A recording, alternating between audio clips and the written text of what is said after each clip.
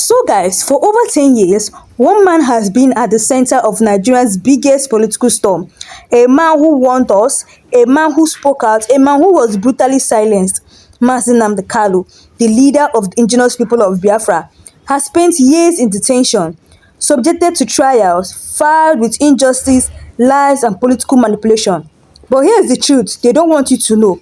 Everything he said is coming to pass. That is it.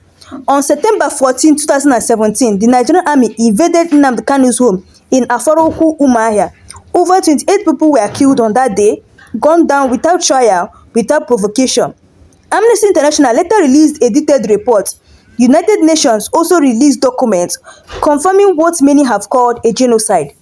Nnamdi Kanu barely survived that attack, but his parents did not. They died from the trauma. And yet, nobody talks about it. In 2021, Nnamdi Kanu was kidnapped from Kenya and illegally brought back to Nigeria. The Kenya High Court ruled that this was an international crime. They incited the Nigerian government for criminal sedition and human rights violation. Attempts were even made to enforce the Kenya judgment in Nigeria, but the government stubbornly ignored it. To this day, Nigeria sits on that case file in silence. While all this injustice unfolds, the Southeast governor, the so-called leaders of the Igbo people, remain silent. They campaign, they govern, they cut ribbons and sign contracts. But when it comes to extrajudicial killings, when it comes to the deaths of over 3,000 unarmed civilians in the Southeast over the last 3 years, they say nothing. And Ohanaeze Ndigbo, the supposed voice of the Igbo nation, is silent. History will remember this silence, honestly. Even recently, Ohanaeze Ndigbo came out and was giving his support for Bola Ahmed Tinubu, saying that the Igbo should vote for Bola Ahmed Tinubu come 2027, that Igbo presidency should be shifted to 2035. And many people were angry about this decision. And this is where people started saying that, is this the reason why Ohanaeze Ndigbo and the supposed voice of the Igbo nation is silent? Definitely, history will remember this silence.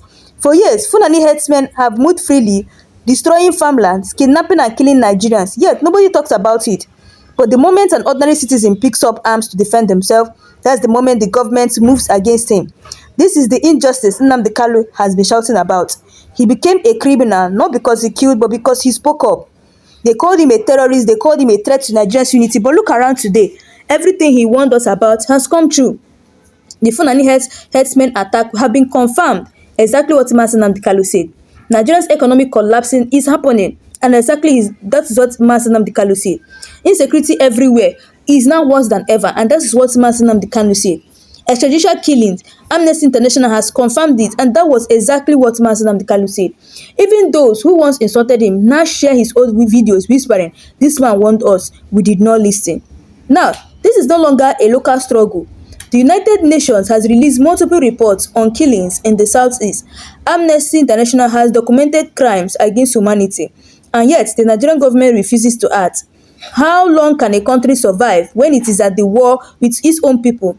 Whether you love him or you hate him, Nnamdi Kanu has been vindicated. He spoke about a broken system, and today Nigeria is bleeding. He spoke about injustice, and today the Southeast is a graveyard. They may keep him behind bars, but they cannot cage the truth. And one day, history will ask every leader, every governor, every senator, where were you when this injustice were happening? October 10th is coming. Another court date, another chance for justice. But until then, we must keep speaking, because if we stay silent, they win. That's why, like I know, there's a normal ritual I normally do in this channel. This platform is used to agitate for the release of Mazi Nnamdi Kanu. So please do what's up in the comment section, free Mazi Nnamdi Kanu, because if we keep silent, these people are going to win. So we need to keep speaking up. So please type in the comment section, free Mazi Nnamdi Kanu, because this helps us to tell the Nigerian government that this man is innocent and he has committed no crime and he needs to be released at all costs. So please do what's up in the comment section, free Mazi Nnamdi Kanu. And also, if you're coming across my channel for the first time, please don't forget to click the subscribe button, like and turn on all notifications to be getting all the latest news in this channel. So guys, let's go on. Stay with me to the end of this video. In a country where corruption is normal, where killings go unpunished, where leaders sit in silence while their people suffer, a man rose and began to speak. He called out the injustice. He warned Nigeria about what was coming. That man was Mazi Nnamdi Kanu.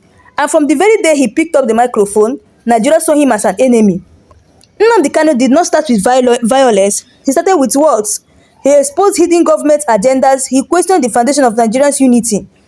And because he spoke truth to power, he became a national target. For years, Fulani herdsmen have attacked villages, kidnapped school children and destroyed farmlands. Thousands have died. Yet, not a single Fulani warlord has faced the kind of humiliation and detention that Nnamdi Kanu has suffered. And the big question is why? Because in Nigeria, defending yourself is a crime, but oppressing others is politics. Fulani militants are classified globally as the fourth most dangerous terrorist group. Amnesty International recorded over 23,000 deaths in herdsmen-related attacks since 2015. Yet no arrests, no DSS raids, no secret trials. But one man with a microphone is locked up, tortured and silenced since 10 years ago. While the Southeast believes the so-called Igbo leaders remain silent, not one governor, not one senator, not one House of Assembly member, all they do is align with Abuja why the people suffer. No Southeast governor has publicly challenged the illegal rendition of Nnamdi Kanu. Even when Amnesty International confirmed extrajudicial killings in Igbo land, nobody demanded justice. The same elite who condemned him today benefited from his mass following during the election. On SND, instead of defending the people, often echoes government positions. They laughed at him, they mocked him, they called him a madman. But today, look around Nigeria. Everything he said is happening one after the other. These are the Kanu's key warning that came through. I'm going to be telling you guys everything that Mazi Nnamdi Kanu, prophesied, and everything that all of them that came through. The first one is Nigeria will collapse economically, and today 1,600 is what dollar. Another one he said is there will be total insecurity and kidnapping, banditry, terrorism everywhere, and today we are facing it. Nigeria's leadership will be hijacked by a cabal. Even insiders now admit it. They are not seeing that everything that Mazi Nnamdi Kanu is saying is still coming to pass, and that is what we are seeing on a daily basis every day. Another thing he said is oil revenue will not save Nigeria, and subsidy removed, economy still drowning, and that's exactly what we are facing. You guys remember when Bola Ahmed Tinubu came into power? The first thing he did was to remove subsidy, and even at that, the economy is still drowning, and that was exactly what Mazi Nnamdi Kanu told them. The world will eventually intervene in Nigeria's internal affairs, and UN and ICC are already involved, and that is what is happening now. Nigeria thinks the world is not watching, but it is. The United Nations Working Group on Arbitrary Detention already ruled that Nnamdi Kanu's detention is illegal. The Kenyan High Court indicted Nigeria for illegal rendition. Amnesty International has accused the Nigerian government of crimes against humanity in the Southeast. Yet, Nigeria continues to ignore all international rulings. Now, over 15 petitions have been filed at the International Criminal Court, which is ICC. The US Congress has debated human rights violation in Nigeria. The European Parliament has issued statement of concern, but Nigerian government act like nothing is happening. Why does the Nigerian government fear one man so much? It's not because of guns, it's not because of violence, it's because he has something they cannot control, the hearts of millions of people. From Lagos to London, from Aba to Atlanta, the name Nnamdi Kanu commands crowd larger than any politician in Nigeria today. IPOB is one of the largest mass movements in Africa. There are millions of Biafra sympathizers worldwide. We've been seeing so many social media campaigns like Free Nnamdi Kanu. It has reached over 100 million views globally. Even in detention, he controls narratives Abuja cannot silence. Now, October 10th is the next major court date. Will justice finally come, or will Nigeria continue its path of illegality?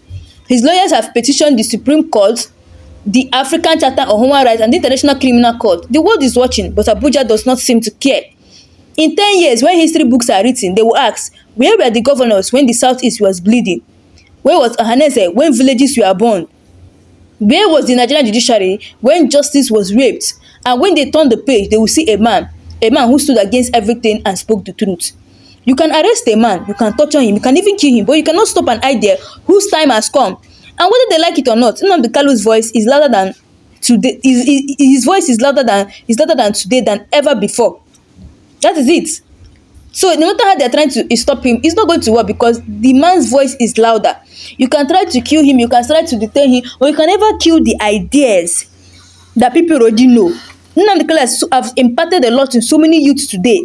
All the youths are aware of what is going on in Nigeria. So it is paining the people in power, and that's why they're feeling that Mazi Nnamdi Kanu is their enemy. Now, if you guys remember what happened in September 14, 2017, Nigerian soldiers, stormed Nnamdi Kanu's family house in Afaruku Umahe because he is from Abia State. Now, over 28 people were killed in cold blood.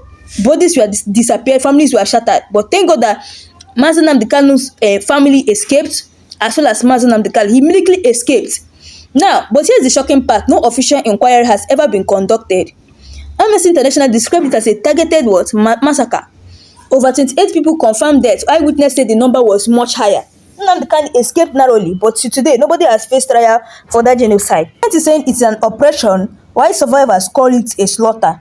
In June 2021, Nnamdi Kanu was also adopted in Kenya. No court order, no extradition treaty. He was drugged, tortured, blindfolded, and put on a private jet back to Nigeria. The Kenya High Court ruled the arrest and transfer illegally in March 2022.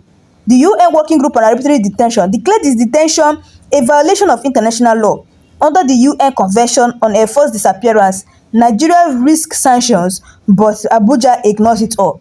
The act is called extraordinary rendition, the same method CIA used on suspected terrorists, but used here on a political activist. Now, inside the DSS dungeon, Kanu has been denied medical treatment for years. In fact, the wife even came out to tell the public that my husband is not getting medical treatment and he's undergoing serious conditions. His lawyers say he suffers from heart conditions, air infections, and serious exhaustion. Every request for medical attention has been blocked. Denying medical care violates Section 34 of the Nigerian Constitution, freedom from inhuman treatment. It also violates Article 5 of the African Charter on Human Rights. Amnesty International says DSS practices systematic torture. There are reports of 24-hour solitary confinement considered psychological torture globally. Nigeria is breaking its own laws and international treaties every single day. Kanu remains detained. Under Section 35 of the 1999 Constitution, nobody can be detained without trial beyond 48 hours. Yet, Kanu has spent over 3 years in DSS custody without a proper trial. Violates African Charter on Human and People's Rights, which Nigeria signed. Violates international covenants on civil and political rights. Violates the Geneva Conventions against illegal rendition. Yes, Nigeria can't pretend not to see. Have you noticed? Most Nigerian mainstream media avoid talking about Kanu.